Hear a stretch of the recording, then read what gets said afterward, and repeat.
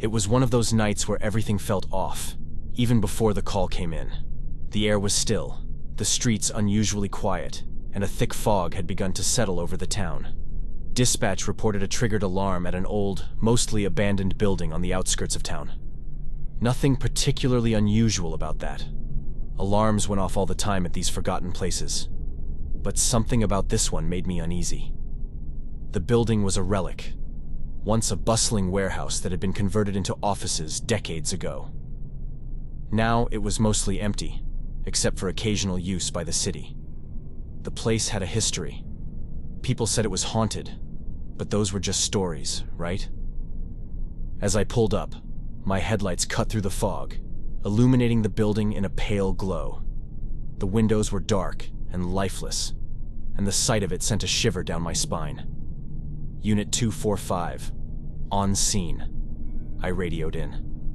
The fog made everything look hazy, dreamlike, and the silence hung heavy in the air as I approached the entrance. The front door was cracked open, just enough to unsettle me. There were no signs of forced entry, but the fact that it was ajar sent my pulse racing. It felt wrong, but I stepped inside, flashlight in hand, ready for anything. I radioed for backup, not wanting to go through this place alone. A few minutes later, Officer Mitchell arrived. He was one of the seasoned veterans, a guy who'd seen it all in his years on the force. If anyone could make sense of this, it was him. "You get any other calls from this place?" I asked as he joined me by the entrance. He shook his head. "Not recently, but I've heard stories. Alarms like this don't always happen for obvious reasons." We swept through the first floor, checking every room. It was just what I expected. Dusty desks, peeling wallpaper, and the faint scent of mildew. Everything seemed normal. Too normal. But when we reached the back office, the alarm went off again, blaring suddenly and without warning. The sound was so piercing that both of us flinched. "What the hell?" Mitchell muttered.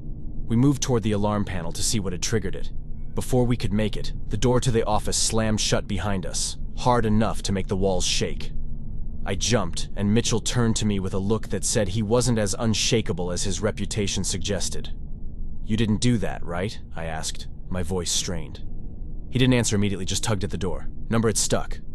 The door wouldn't budge, as if something on the other side was holding it in place. My heart raced as I scanned the room, flashlight shaking slightly in my hand. That's when we heard it.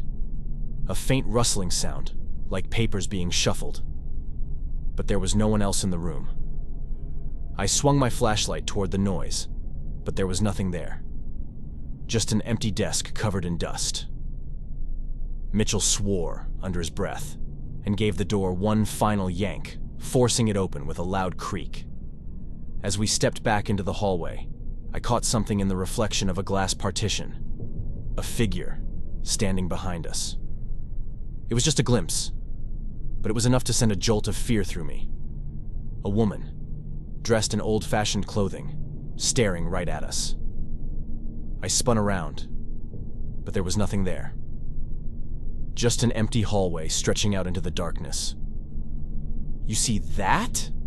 I asked, my voice barely above a whisper. Mitchell paused, his face tightening. "Yeah. Let's just finish this and get out." We continued our sweep of the building, but I couldn't shake the feeling that we weren't alone.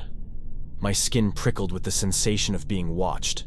When the K9 unit finally arrived, I hoped the dog would help clear the place quickly. But even the dog wasn't acting right. Usually calm and obedient, he was jittery, pulling at his leash and growling at nothing but shadows.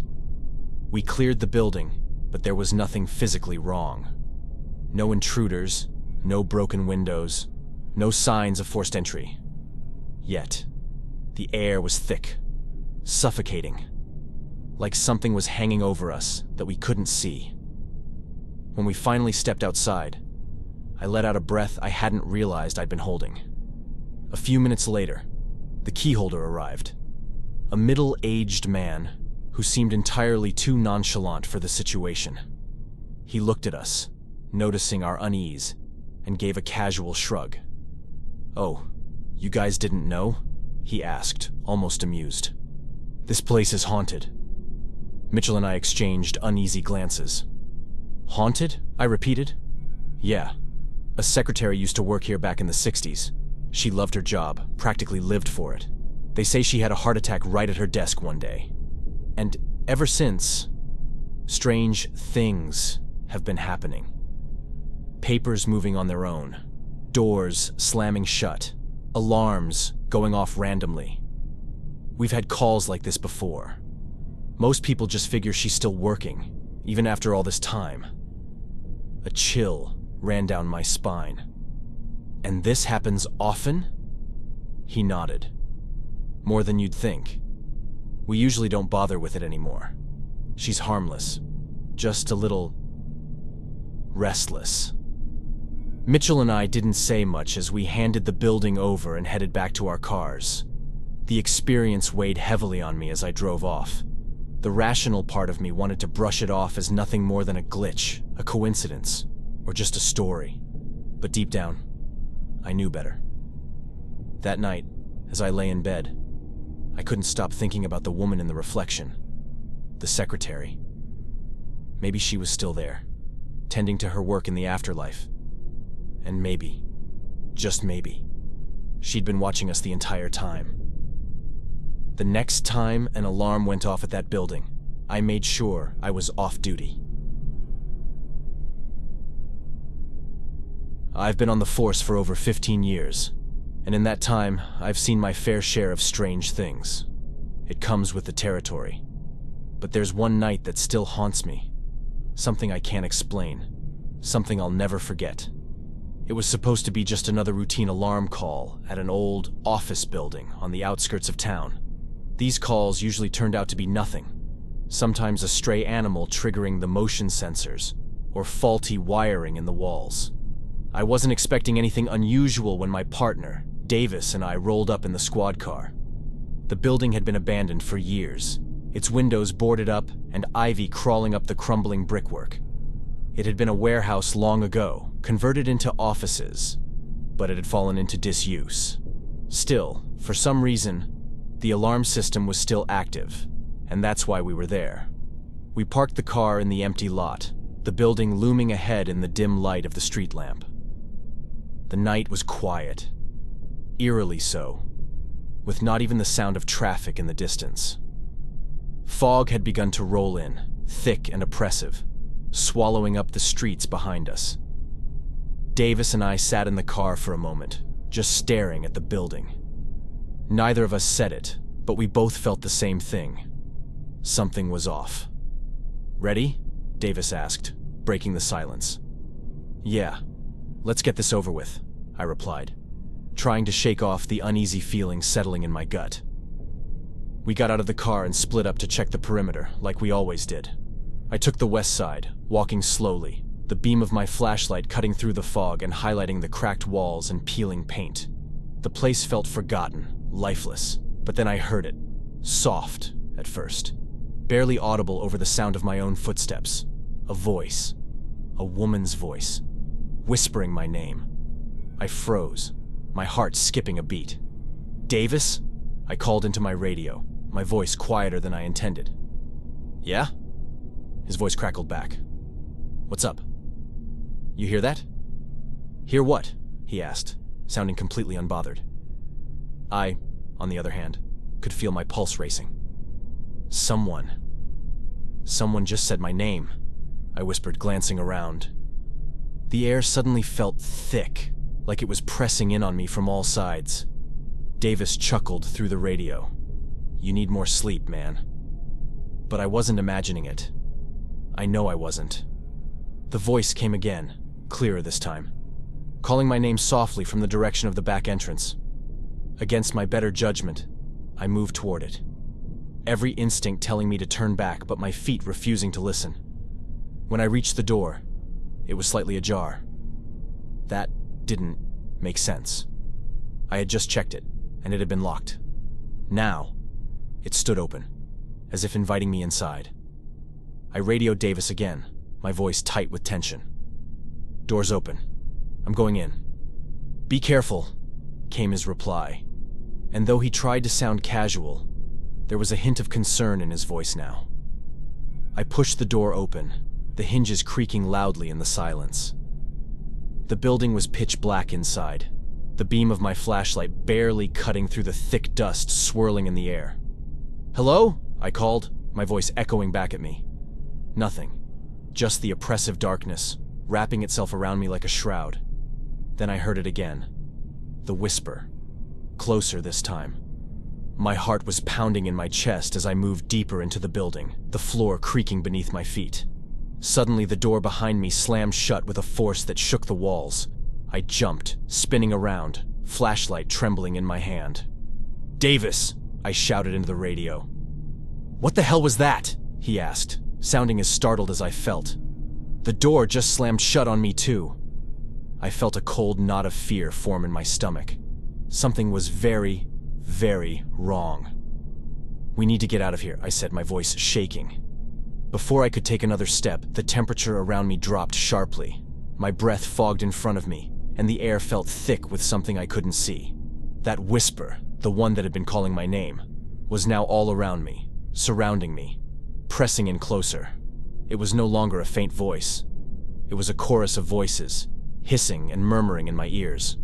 I tried to move, but I was frozen in place. My muscles wouldn't respond, like something was holding me there, forcing me to listen to the whispers. And then, I heard it. Breathing. Heavy, labored breathing right behind me. I turned, swinging the flashlight like a weapon. Nothing. But I could feel it. Something was there. Something I couldn't see. Watching me. Waiting. The whispers grew louder, almost frantic now, filling the room, filling my head. I stumbled backward, my breath coming in ragged gasps. "Davis! We need to go. Now!" I bolted down the hallway, but something caught my eye as I passed one of the rooms, a flickering light. It wasn't electrical. It was something else. Against every instinct screaming at me to run, I stopped and peered inside. The room was small, cluttered with old office furniture covered in dust and cobwebs. But sitting at the desk, hunched over as if she were working, was a woman. Or what used to be a woman. Her figure was pale, almost translucent, her hair hanging in stringy, lifeless strands over her face. She didn't move, didn't seem to notice me. But then, as if sensing my presence, she slowly turned. Her eyes were black voids, empty of life, staring straight into me. And her mouth, when it opened, the whisper became a scream, a piercing, otherworldly screech that sent me stumbling back in terror. I hit the ground, flashlight rolling away from me as the scream burrowed into my skull. I couldn't move, couldn't think, just trapped in the overwhelming darkness of her gaze. Then, just as suddenly it stopped. The cold, the voices, the woman, they were all gone. I scrambled to my feet, grabbing my flashlight and running for the exit as fast as my legs would carry me. When I burst out into the cool night air, Davis was waiting by the car, his face pale, his eyes wide. "What happened in there?" he asked, but I couldn't bring myself to answer. How could I explain something like that? Something I couldn't even understand myself. We reported the alarm as a false trigger. Didn't mention a word of what I'd seen or what I thought I'd seen. But that night I knew one thing for sure. There are some things out there that can't be explained. And whatever was in that building, it hadn't been human for a long, long time. The night was eerily quiet, the kind of silence that makes the hairs on the back of your neck stand up. A thick fog blanketed the streets, reducing visibility to almost nothing. I'd been chasing a suspect for the past 15 minutes, a man clearly strung out on something, moving like a crazed animal through backyards and alleyways. He vaulted over fences with an agility that defied his condition, his figure darting in and out of the shadows as if the darkness itself was helping him hide. My radio crackled as I ran, relaying updates to dispatch between gasping breaths. But the guy was quick, too quick. Each time I thought I had him cornered, he slipped away, always just a few steps ahead. I followed him down a narrow alley, pushing myself harder, my lungs burning, heart pounding. Then suddenly, I lost him. I skidded to a halt, scanning the area. It was as if he had vanished into thin air. I cursed under my breath, trying to calm my racing heartbeat, when something else caught my attention. Faint, almost like a whisper carried on the fog. Help! Us! I froze, adrenaline surging through my veins. I strained my ears, half convinced it was just the wind playing tricks on me. But then I heard it again, clearer this time. Help us! A woman's voice, weak and distant. I felt a chill crawl up my spine. My first instinct was to keep moving, to stay focused on the suspect I had been chasing. But what if she was in danger? What if the man I was pursuing had something to do with it? I couldn't shake the feeling that I had to check it out. The voice seemed to come from a house just up ahead, a dilapidated structure that looked long abandoned. The shutters hung crookedly from their hinges, and the paint had peeled away, leaving the wood beneath exposed to years of neglect. Yet there was light coming from inside, faint, flickering, as if someone had left a television on, but there was no sound. "Hello? Police!" I called out as I approached the house. No answer. The lights inside continued to flicker, their glow casting strange shadows through the dirty windows. I knocked on the door, the sound echoing in the quiet night. Still, no response. My gut was screaming at me that something was wrong. Ignoring every protocol I knew, I tested the doorknob. It turned easily in my hand. The door creaked open, revealing a dark, musty hallway. The smell hit me first. Stale air mixed with something far worse. Decay. I hesitated, hand instinctively going to my sidearm, and stepped inside. "Police!" I shouted again, my voice trembling slightly. The silence that followed was deafening. And then, cutting through the stillness, I heard it. A baby crying, soft at first, but growing louder with each passing second. My pulse quickened as I made my way through the narrow hall, the stench growing stronger, more unbearable. I entered a small, cluttered living room. The baby's cries echoed off the walls, but what really made my stomach drop was the figure lying on the floor. A woman, her body twisted in a way that no living person should ever be, eyes wide open, staring blankly at the ceiling. She was pale, too pale. It didn't take more than a glance to know she was dead. I knelt down beside her, my fingers trembling as I reached for her wrist. Nothing. No pulse. Her skin was cold, rigid. She'd been gone for hours. My mind raced, trying to piece together the situation. The baby's cries seemed to grow more desperate, pulling my attention to the corner of the room. There, in a battered crib, was a tiny child, no more than a few months old, wailing and flailing its little arms. I grabbed my radio, my voice shaky as I spoke. "Dispatch, this is Officer Green. I need an ambulance at 134 Westbrook Lane. Deceased adult female, infant alive, but in distress."